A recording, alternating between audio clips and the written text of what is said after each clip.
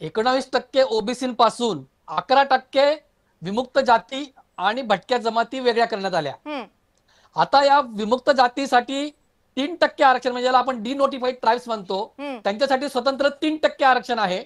त्याच्यानंतर ते एनटीए म्हणता येईल, त्याच्यानंतर एनटीबी ज्याला म्हणतो आपण, पहिल्या एनटीए मध्ये 14 जमाती आहेत, नंतर एनटीबी मध्ये आपल्याला जवळपास 38 जमाती दिसतात, नंतर एनटीसी याच्यामध्ये आपल्याला फक्त धनगरांसाठी 3.5% आहे, आणि एनटीडी म्हणजे 2% हे वंजारी वंजारा यांच्यासाठी आहे। म्हणजे पहिल्यांदा 3% एनटीए, 2.5% एनटीबी, 3.5% एनटीसी आणि एनटीडी 2%, असे 11% स्वतंत्र आरक्षण या भटक्या जमातीला ओबीसी पासून वेगळं आहे। आता याच्यामध्ये असा प्रश्न आहे की जो आरोप केला जातोय की वंजारी समाजाने बंजारा समाजाचे किंवा त्यांच्या जागा, त्यांच्या आरक्षणावर काही त्यांनी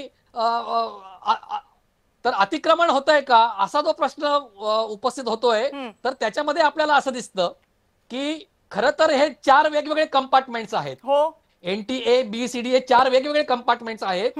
तर विशेषतः शिक्षणामध्ये जर आपण बघितलं, म्हणजे वैद्यकीय शिक्षण असेल तर त्या ठिकाणी एका जागेवर म्हणजे एनटीएच्या जागेवर एनटीबी येत नाही किंवा एनटीबीच्या जागेवर एनटीसी जाऊ शकत नाही, परंतु रिक्रुटमेंट सर्व्हिसेस जे आहेत, म्हणजे नोकऱ्यांमधलं आरक्षण जे आहे, तर त्याच्यामध्ये आपल्याला असं दिसतं की इंटरचेंजिएबिलिटीचा जो रूल आहे, म्हणजे अंतर्गत जे तुम्ही ट्रान्सफर करू शकता जागा, तर तो इंटरचेंजिएबिलिटीचा रूल असल्यामुळे एका कॅटेगरी एबीसीडीच्या अंतर्गत इंटरचेंजिएबिलिटी होते, आणि त्याच्यामुळे एचा जर कॅन्डिडेट उपलब्ध असतो, म्हणजे आम्हाला माहिती आहे की मुंबई विद्यापीठामध्ये किंवा सावित्रीबाई फुले पुणे विद्यापीठामध्ये तुम्हाला एनटी विमुक्त जातीचा कॅन्डिडेट दिसत नाही, किती प्राध्यापक एनटीए चे आहेत हा प्रश्न आहे।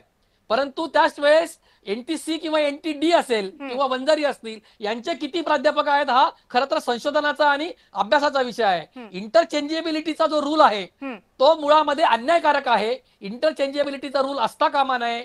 ज्या एनटी ए असेल किंवा बी असेल किंवा सी असेल किंवा डी असेल, त्यांच्या कॅटेगरीच्या जागा त्यांना मिळाल्या पाहिजे, त्या इंटरचेंज होता कामा नयेत, असा जो हे आहे म्हणजे शासन निर्णय आहे किंवा परिपत्रक आहे, ते एका अर्थाने एका कॅटेगरीवर अन्याय करणारा आहे, हे नक्की।